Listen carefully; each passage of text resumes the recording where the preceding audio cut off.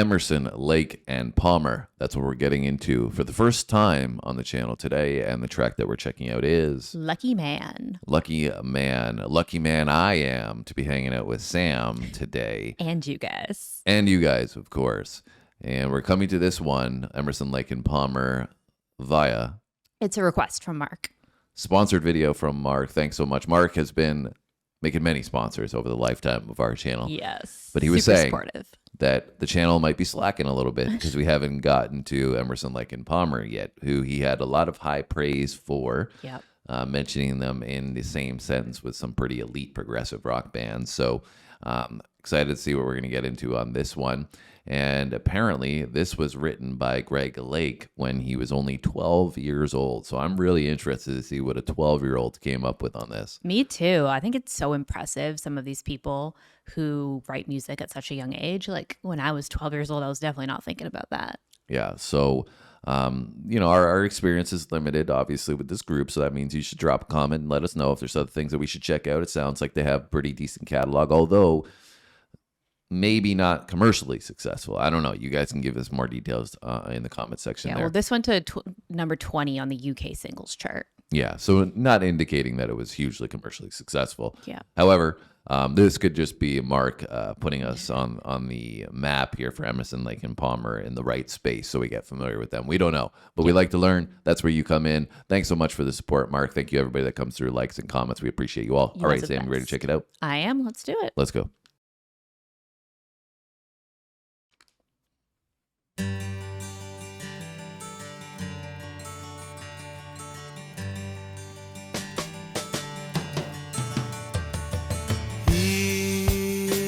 White horses and ladies by the score, all dressed in satin and waiting by the door.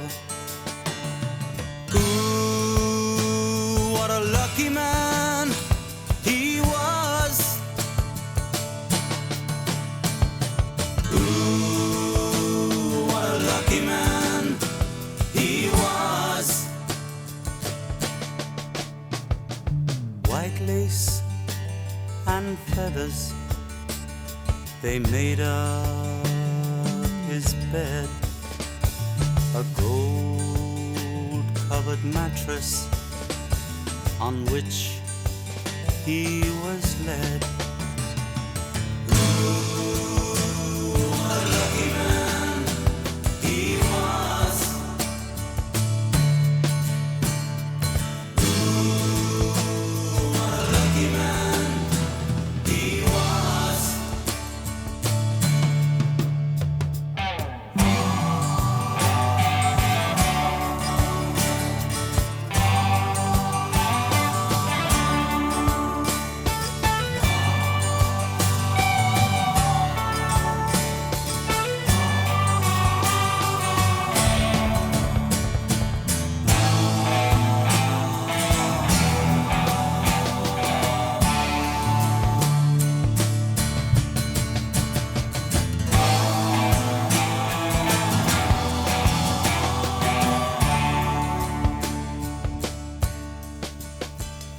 He went to fight wars for his country and his king, of his honor and his glory. The people would sing.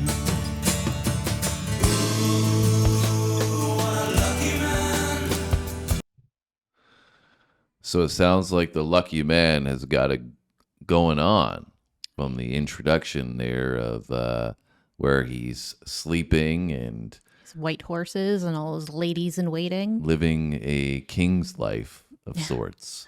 Yeah, it definitely sounds like he's well off, that's for sure. Yeah.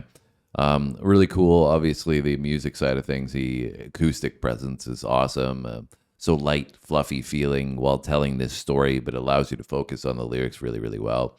And I just personally love the drum fills, and this really stands out a lot to me. It has a lot of pop, which offsets some of that softer tone and, keeps that hard, steady groove going. So I'm enjoying it thus far, but I am interested to see where the story is going to go. Mark gave us some backstory on what he perceived the story represented. So I have a little inclination as to where we might head, but everybody has their own interpretation, right? Well, I also think this is really impressive because we talked in the beginning about him being 12 years old when he wrote this. And I feel like even the language that he's using and like the storytelling aspect, like, I would say that that's very talented for a 12-year-old. You think you could have done this at 12, Sam? No, definitely not. Definitely not. Weren't mature to do that? Mature enough to do that yet? No, but I also like how they really draw you in with the vocal in the chorus as well. All right, so we're moving away from the 12-year-old and into the vocal performance. But Yeah. I was trying to quiz you here, Sam. If you could go back in time and write some songs and be 12 years old, what would you have written a song about at that time? What are you, like grade 7 when you're 12? Yeah, about there, 6 or 7. I Probably think. using MSN Messenger and webcams and digital stuff, creating websites, Yeah, I would have been probably writing it about some famous footballer at the playing time. Sims. I wouldn't have been doing that, that's for sure. For his country and his king, of his honor and his glory, the people would sing. Ooh, what a lucky man he was. Ooh, what a lucky man he was. A bullet had found him, his blood ran as he cried. Not so lucky. No money could save him, so he lay down and he died.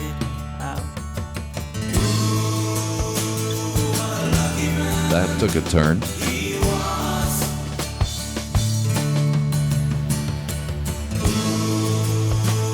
What a lucky man he was.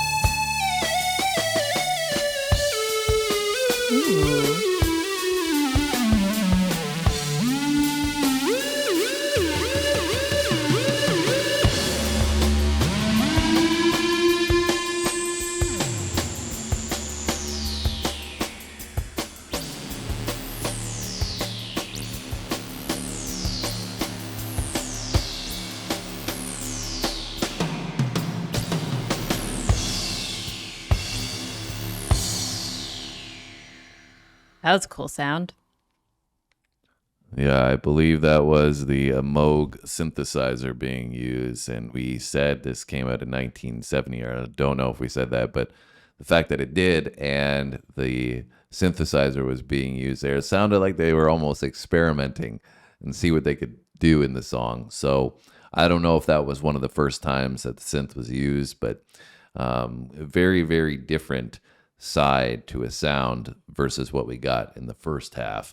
Much more futuristic sounding in the back end versus in the beginning. It sounded like we were traveling back in time into history, and maybe that was the offset of futuristic versus historic. And Yeah, well, I think I kind of could look at it as two ways. Like first, initially, I thought that, he passed away and then it kind of had this sound that almost was like a transcendent sound. But I think that could, on a kind of double meaning, could also talk about transcending time, because this is kind of something that's applicable to all, not this specific story, but all eras, because there's so many people that have power and status and money, but that doesn't protect you from tragedy sometimes, right? And like sometimes, like you'll hear about like the wealthiest people like getting in a car accident and dying. Like, and it's like you can have all the money in the world, but they can't stop bad things from happening to you. Yeah. You can try, but you can't protect it 100%. Yeah. Well, I mean, I think Mark had talked about it. For him, represented maybe going off to World War One or World War Two, and that you have this life laid out for you, but then you go and participate in a war, and all of a sudden that can drastically shift your luck per se. Yeah, for sure. And it's true. I mean, I think there is something to be said, however, about people that are well off or less likely to be in a position that may give them some bad luck. Right? Yeah, that's fair. Luck plays a role in a lot of people's lives, of course, especially with things like, disease or whatever, right? Sometimes you can have the most money in the world, but you get cancer. Look at Steve Jobs, right? He died, I think, at like age around 50, right? Yeah. And he was the king of the world at the time, right? But there wasn't enough money to save him. So unfortunately, it is true that sometimes your destiny might be predetermined, and maybe there's a higher power at play there in the universe. So this one felt universal, and I think that's what you get from a progressive rock sound a lot of the time. It allows you to kind of step outside your own box. So I think that was true for Emerson, Lake and Palmer. Yeah, I also thought it had they did a really good job with the storytelling. Like I feel like I was super engaged and like listening and wanting to know where the story went the whole time. Well, that was a sponsored video from Mark. Give Mark a shout out down below in the comments section. We appreciate you, Mark. Thank you. And everybody that comes through to check this out, if you hit that like button, it helps reach more people. That means more people get exposed to Emerson, Lake and Palmer on our channel. And if you've been around with us for a long time, thank you so much. If you have just arrived for the first time today, we'd love to have you going forward. Hit that subscribe button. We'll see you on our next video. Thanks for watching, guys. See you next time.